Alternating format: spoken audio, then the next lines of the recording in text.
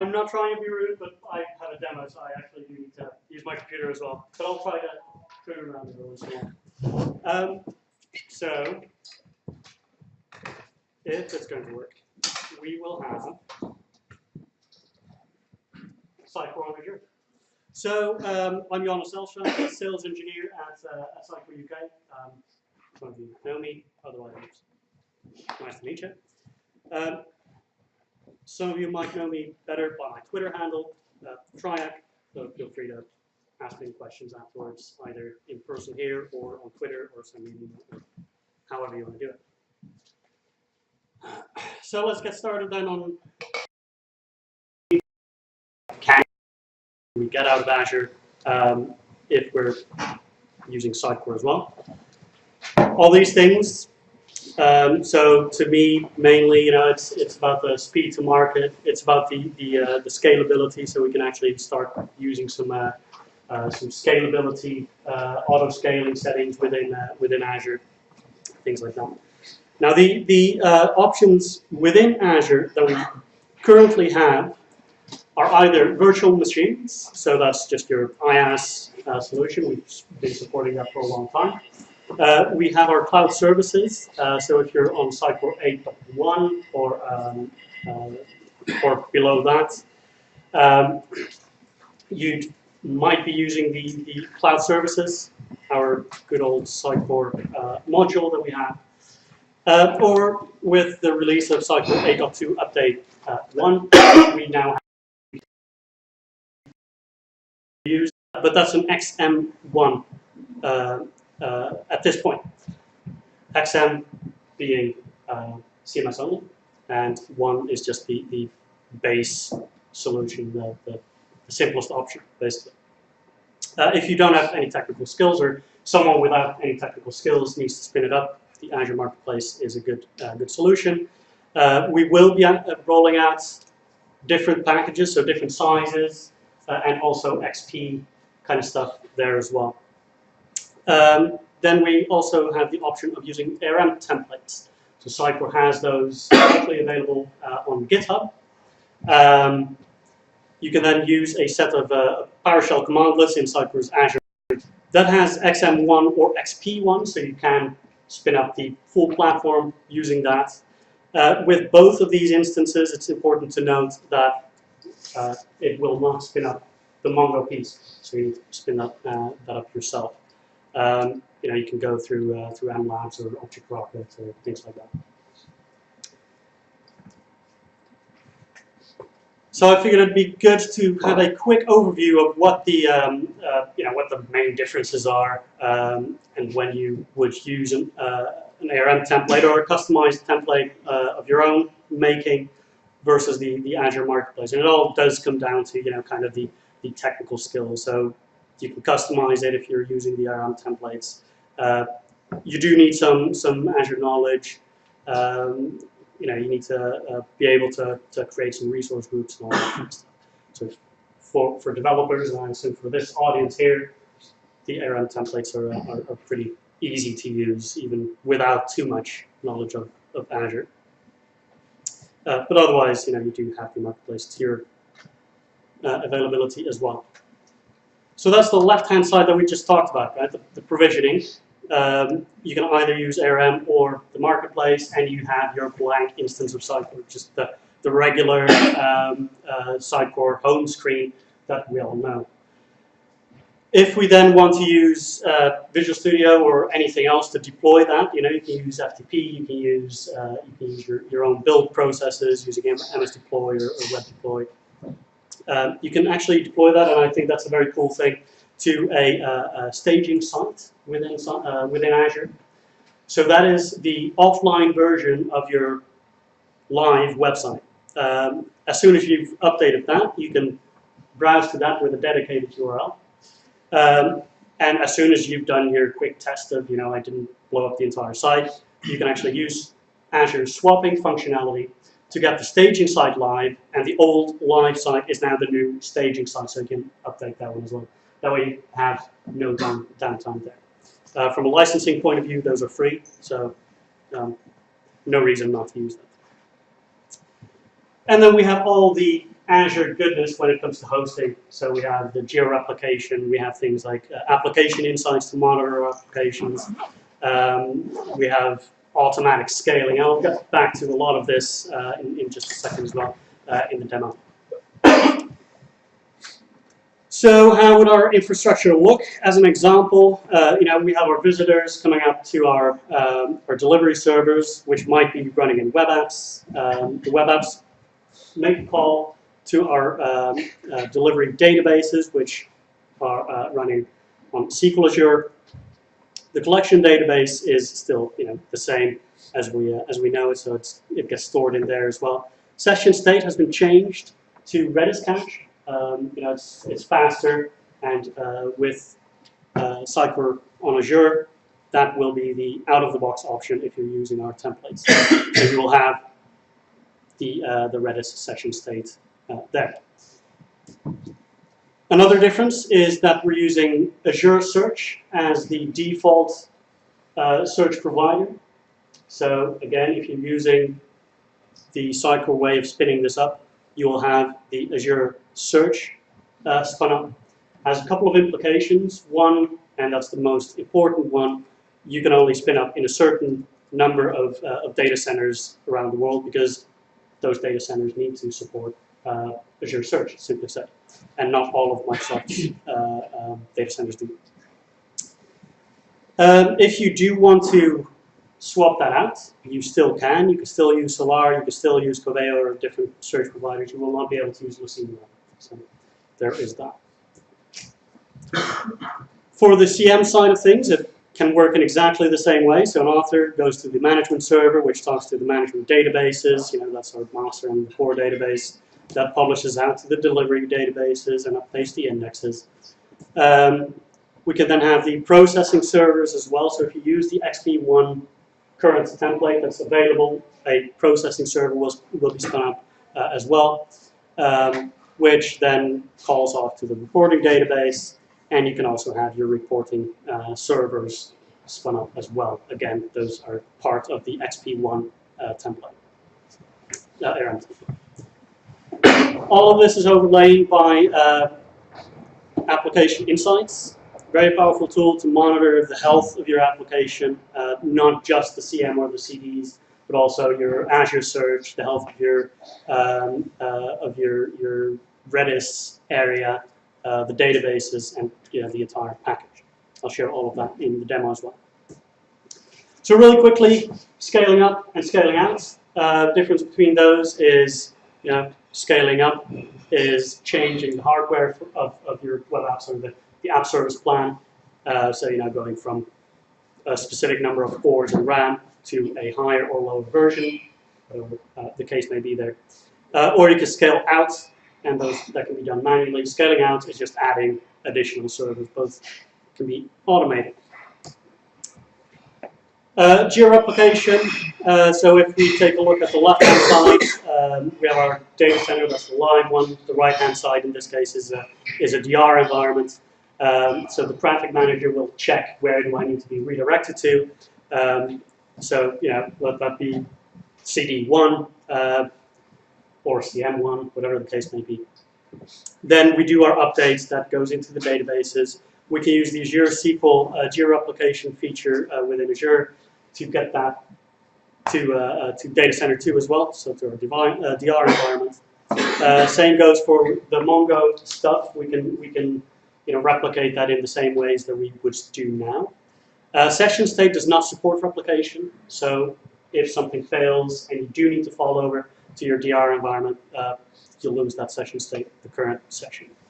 And search doesn't support replication either, or mirroring. So you need to build the indexes on the multiple different servers at the same time.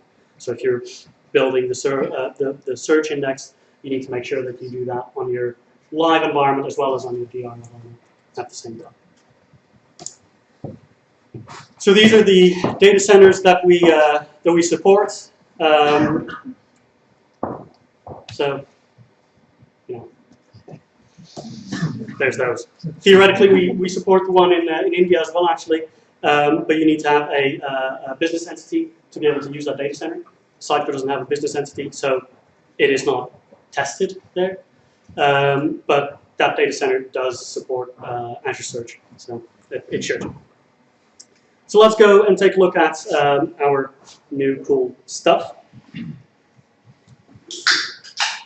which I need to refresh. So over here I have my my Azure portal. I'll show you a couple of different ways of getting to spin it up in just a second as well. I just want to run you through the Azure portal first. And as you can see, I'm running out of money here. I have my resource group. So when I ran my script, I created this for the sales meeting, which I had earlier in the week, and I figured I might as well reuse that one. So my script spun up a resource group. And inside that resource group, it has spun up all of these options. Can everyone see this? Do I need to zoom in a little bit? A little bit? Yeah? All right. Can't say your password. Star. Admin B. So we have a lot of things that have been spun up here. So we have application insights, search service. We have app services with their app service plans. Redis cache over here, everything that we've already talked about. So if I just click on the application insight, it already shows an awful lot of information that we have here. So this is just the health of our servers. It's actually only looking at one server, which is I think the CM server right now. 3 servers. But you can have it look at different ones. Now if I click on one of the graphs over there, what I can actually also do is just click the edit button. I can also add my own custom graphs, of course, if I want to keep all of the other ones as well. But I can actually add graphs, and that by itself, not very exciting. But what is exciting, or at least what I find exciting, is that we can actually use our Sitecore counters in here. So, as an example, we could add the cache clearing to this. That might point out that your cache got selected, so might not have been configured properly. There's a lot of different options that we have in here, and I'd highly recommend just giving it a look. So that's very quick charts. Now, if I wanted to have some more details, I can get that as well. Let's see, if I wanted to see what my application actually looks like, for instance, I can click on the application map. I can see the health of my entire system here. Over here, this is the overall kind of thing, the application insights. Over here, I have my SQL, and I can see everything that's going on in my SQL world. I can also see everything that's going on in my HTTP world as well. And if, over here you can see the legend as well. If something does go wrong, I can actually click on one of those things and drill deeper into what that issue might be, giving me a very powerful way of diagnosing my issues. Closing this. Now, big difference when you're using Sitecore on Azure is you do not have access to your log files. So, where are my logs? If I go to search, I can see all of the traces or all of the logging that Azure does. If I just go into the filters here and turn off everything apart from the trace, that would be everything that Sitecore logs. So Sitecore's logging is in the trace, as you can see here. This is being pulled in from Sitecore itself. I can also do some more advanced queries by clicking on the analytics button. So if I just have this load up really quickly, I might have a query here that's already being pre-filled because I had one selected. So this is with a date time range, but I can also start a new query and then, for instance, get everything from traces. Click go. This just queries the table that does all the logging for me and gets me back all of my entries in my log files. If I want to filter this down more, I can open one of these messages. And for instance, this severity level here, just click the add button. And now I see everything that has the severity level of 3, which happens to be the exceptions that Sitecore throws. And then, again, I can reload this. Obviously, this would be more useful if you actually have a bit of time range and things like that built in. But this is pretty powerful stuff. And this is, I haven't configured anything apart from just running my scripts that Sitecore has provided. Steve? What do you think Sitecore support is going to say about this? When they say send us your logs, Good question. and they're going to have to. Yeah, very good question. You can export it. Screenshots. So yeah, there's that. Screenshots would be another. Yeah, so I guess they'd ask for the exports, but yeah, I haven't used them. What's the point, Steve? When they ask for the memory time. Yeah, so I'm pretty sure that that package generation tool is no longer supported with the Azure piece, but I'm sure they have their smart ways. Right, so let's close that down here. And going back here, so we've done that. Couple of additional pieces that I want to show. So I've been mentioning the auto scaling a couple of times now. So if I select my app service plan, what I can also do is over here on my app service plans, I can scale that out or I can scale it up. Now, as I said, scaling up, that's simply selecting a bigger or smaller, as it may be, environment. Now, this is spun up as an S1, which I would highly recommend not to use. It's very, very slow, but it's the cheapest on my personal account there. What you can also do is scaling out. Now, this is, to me, where the exciting stuff comes in. So I can scale by an instance that I enter manually, so I can simply say, so instead of the one that I have running, I want to have 4. I can also do that based on a CPU percentage. So let's say I want to have a minimum of 2 running and a maximum of 8. I can then set a bottom range of my CPU usage and a top range of my CPU usage. If it exceeds that usage, it will automatically scale up my environment by 1. Obviously, if it falls below these numbers, it will also automatically scale it down again. And it will do that up to, in my case, 8, because that's what I configured. Is there still a restriction for the number of cores you can use for Sitecore? Still 8. Yeah. And I can go into the schedule and performance rules as well. So over here we can start putting in some more complex logic about scaling.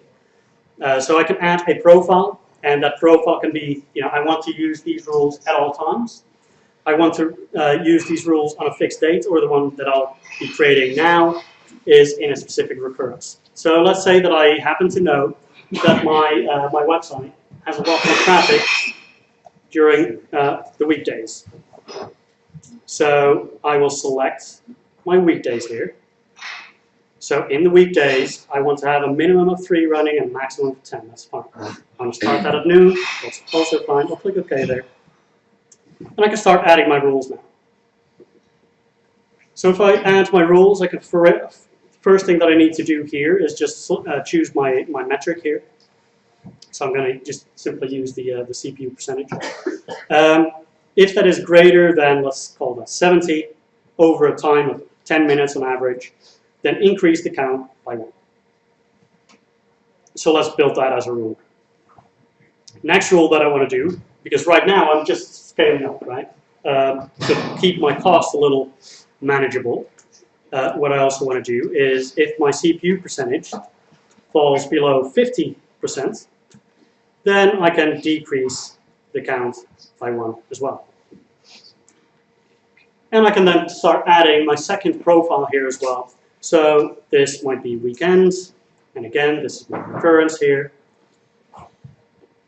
And I can just select the weekends only, click OK. Oops. For some reason, I closed it before it was done. So over here, I might say, well, I want to have a minimum of 2 and a maximum of 5, and then click OK there. So that's my difference scale. So I can not only can I make sure that my rules differ from 70 or 80% of CPU usage, for instance, but I can also scale starting with a different number and ending with a different number as well. How does Sitecore licensing affect? Very good question. So we still have a perpetual licensing model, which is not changed in regards to this. So if you use this, use it with caution, because you might go over, you might be in breach of contract. There's a second option of licensing as well. That's the consumption model. Consumption model is based on the is it page views or visits? One of the two. Yeah, visitors. I'm not entirely sure. I think it might be visits, but Visitors, yeah. Which, obviously I can check that for you. But so you just purchase a package. You pay for overages if you go over. You can spin up as many production instances as you want, and you have a number of non-pros that you can spin up. So some of them will come with the package, and then you can purchase up to a certain number of additional non-pros. Is that available? Do you guys know at all? Yes, it is available. Do you guys know roughly? I don't.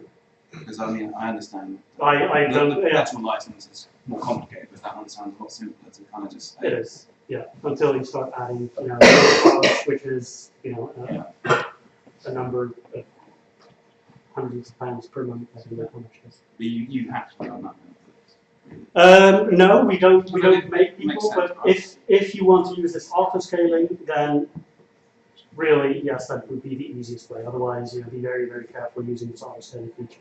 How does Sitecore track? Good question. Very good question. I'm not sure. I don't know. When you say unlimited comments, does that include like reporting servers, publishing servers, and all these other things? No, I don't think it does. So it would be CDs and CMs. Because the reporting and the processing are non-pros. You don't like name publishing service, you don't need a license for that. No, but if you just use one of the older ones, for example, or Publishing instance would processing be server, CM. or Yeah, a CM and a CD. Those are the production instances. but I have reporting server, whatever else. Probably don't check. I've never used it. You know what? Just swap out with the internet. Fine. Right. So that's the case. This is how we then build up the rules here as well. And as I said, I can create different rules over here. So over here, because that's my busy period, when my CPU percentage hits 70%, I scale up. Over here, I might say, well, just do that on 80% because it's going to be lower traffic anyway. And then I can create the same type of rule for the decrease. So I think I'm starting to run out of time. There's a couple of things that I still want to show you. Again, switching back to the application insights. There are some additional bits and pieces that we can set up. And one of the cooler features that I just skipped just now is the alerts. Alerts is not just the reactive alerts that you get. Your server has fallen over. This is just to let you know your website is now down. It's not just that. It's also the more proactive stuff.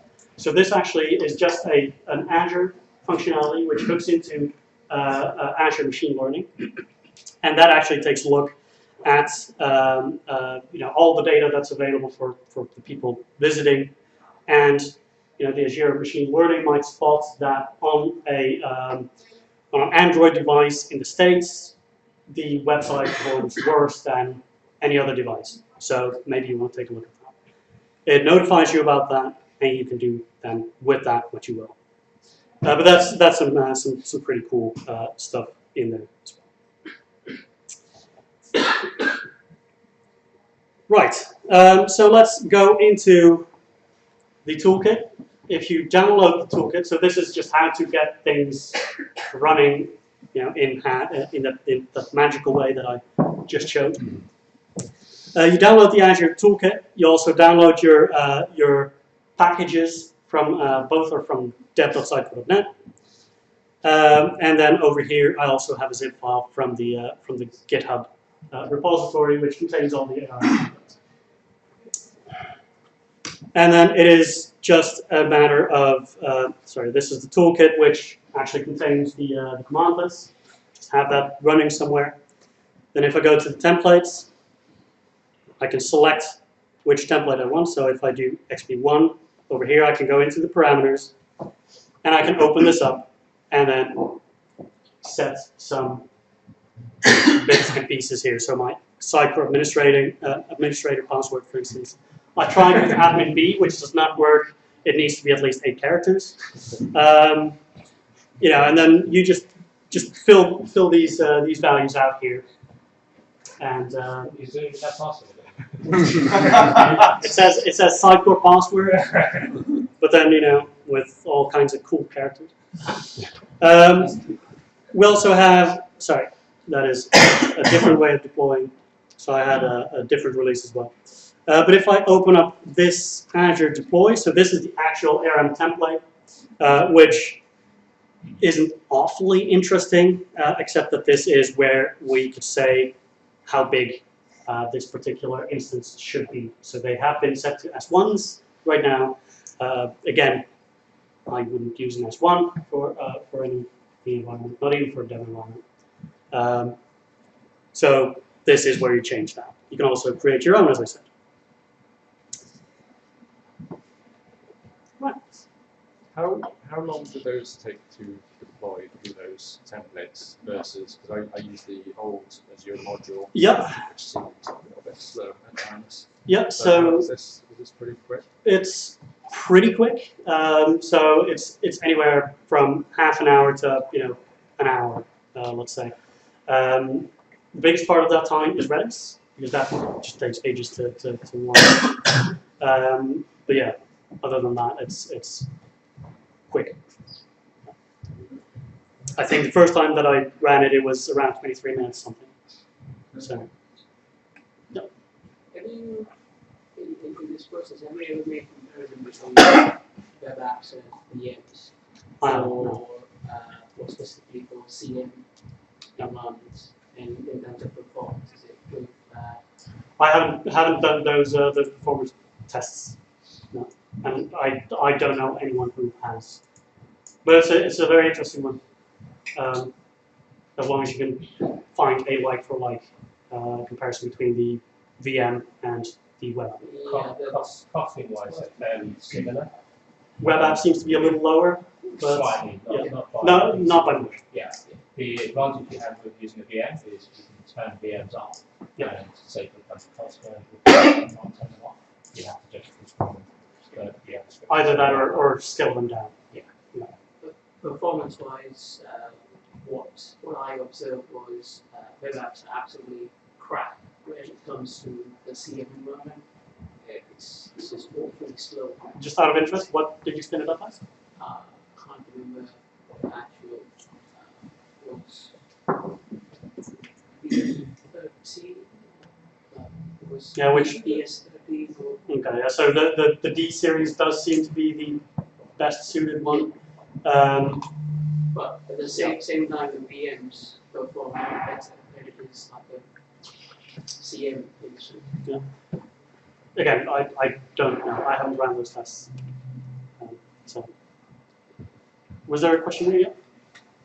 Is there a process Sitecore to upgrade the membership provider that is out of the box in order to provide global scaling support? I mean, currently it's still using the outdated HTTP membership provider with core database. Yep. One of the biggest issues before was to replicate the global core database problems. And there is one single point of authentication and membership. Yep. I guess if you want to use Azure benefits of global replication, it sounds like still the core database won't be able to replicate. You can either, obviously open up the firewall so that it's just the one core database, which obviously isn't ideal, or duplicate that. Well, what I'm saying is in the past, the problem was the underlying technology was using the ASP.NET Core membership. Yep.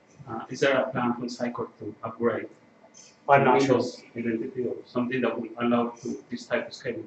I'm not sure. I don't know. I don't know if you know, Steve, but Yeah, the membership is getting an overhaul as soon as possible. It's getting a slightly lower priority than the overhaul that we're doing to XEB. So that is a priority to release as soon as possible this year, and then hopefully at the same time the new membership provider. There is a plan. There's a lot more support for the federated logins and all sorts of stuff. Yeah, that was probably the question because when you use FXM, is kind of multiply the factor of visitors to your website and it becomes very crowded. Hopefully this year. Oh. Yeah. Fingers crossed. Keep it to that. Yeah. Question. Yeah. Do you also support DB instead of? So DocumentDB doesn't support the full Mongo protocol. So no, we don't support. Another question, because the error templates will be used for like a ton of setup, and if you want to like deploy new instances to your staging slot, for example, how would you provision that?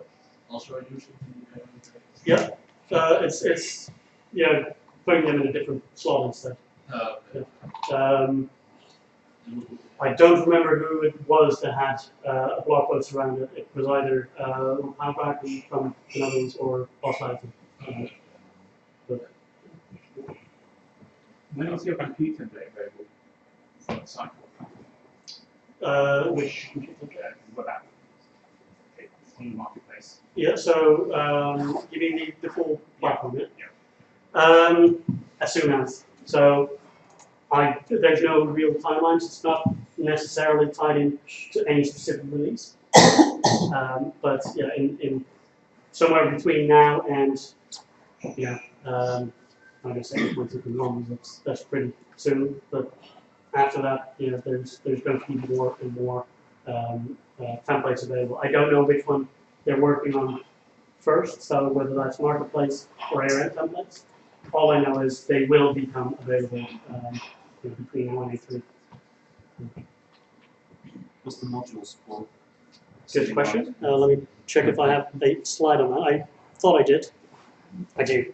Mind if I come back to that? Sure. Awesome. Need to wrap up, I think. So there are a couple of so Classic. not supported, but yeah. So one of the things that I couldn't show because I don't have Power BI, but you can hook that into the application insights as well, which is this is obviously a screenshot of that, which can make that quite powerful there. So roadmap-wise, and I'll get back to your question as well on the XP versions actually there. So this was the 8.2 update 1 was the first release that supported web apps. We will no longer be creating releases for the Azure module. So 8.2 will not run on the Azure module, and those are the different modules that do not support. Some biggies in there. Yes, they're working. They're working on it as soon as possible. Steve will talk about EXM in a little more detail in one of the next sessions. But yeah, as I said, they're working very hard on it. SXA used to be in this list, but then with the release of SXA 1.2, which was what, a week or two ago, that is now cloud ready. Roadmap. So the left-hand side we can ignore because we already have that. And then winter 2016 will work on those additional modules. Can't say when this will be, but there's a push for it, obviously. And in winter 2016 is also the release dates, the targeted release date for XP and XM 1 through 5. That's it from my side, unless you guys have questions. More questions. Visual search. Yep. And have you guys looked at kind of feature comparison between that and Solar, given Solar's kind of the factor at the moment? I haven't. I'm sure And someone else will. And in terms of speed, has there anything been looked at it? Like, it just seems to be kind of been plonked in there It's like, hey, you can use Azure search. You can still use Solr, though, right? Yeah, Yeah, I'm just saying that the default template comes with Azure search now. I understand that short search is based on Elasticsearch, but you have to interact with Azure API anyway. So I guess it would be to compare Elasticsearch with Solr. Yeah, but I mean the Sitecore search APIs. Azure don't support a couple of things, and that's Solr themselves, and they don't support Mongo. So the bottleneck in getting all of this set up is more about provisioning. Having agreements with the people at Bitnami for Solr and Mongo Labs or whoever they need, Mongo Labs, to get that kind of stuff done. So it's not necessarily saying Azure is the best, but more that it was easier for us to make that out of the box. I'm sure it's pretty good. I'm just sort of thinking about, working again. I think sometimes a lot of people will use some of the features in Solr around the size of Sitecore API. I'll cover the stuff about that. If you compare the Azure Search and Solr, for example, one of the reasons EXM hasn't released as yet is because of Azure Search, because it doesn't have everything that Solr has. Right. So pretty much answered right off the bat. It doesn't. It's a little bit limited, but not forever. They're releasing something, a new version of Azure Search very soon, which will negate that. Pretty much means that we don't need to do any work. We just need to wait. Okay. And the Redis stuff as well. Yeah. Exactly. I've noticed the Redis stuff has kind of been soft rolled out, and it's not really been spoken about much. I know it was in the release notes of version in update 1, but now that's kind of becoming standard, so with the template as well. So how are you finding that? Yeah, I haven't played around with it, customized it or anything like that. All I've done is research why Redis. It seems to be speed. That's the main usage for it. It's quicker than the SQL model. I guess the kind of point is that we're chucking in 2 new pieces of technology here that previously to this, not many agencies and stuff have experience with it, and suddenly they'll look at this and they'll go, that's now Sitecore standard. That's how they'll interpret it. It's more of a one. Sure.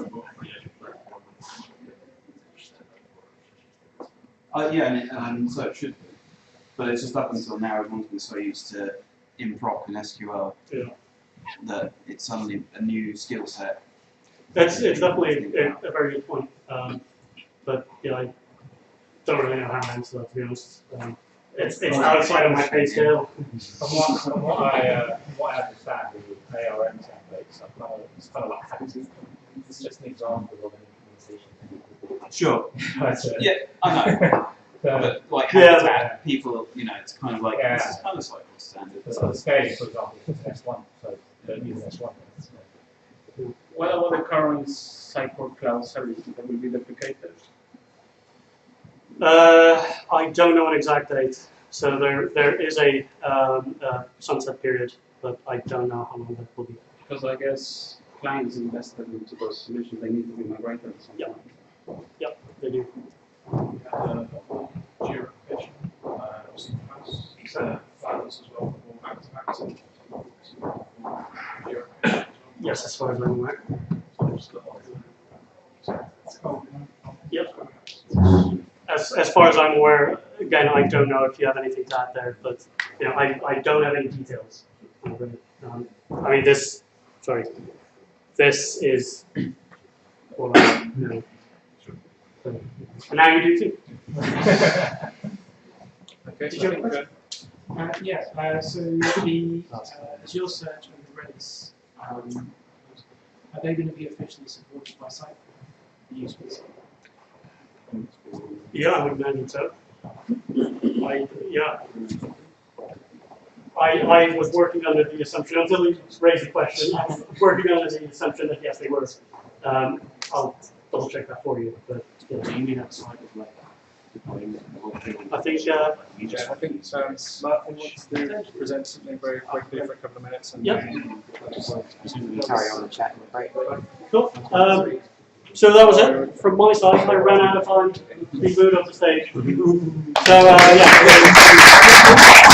yeah.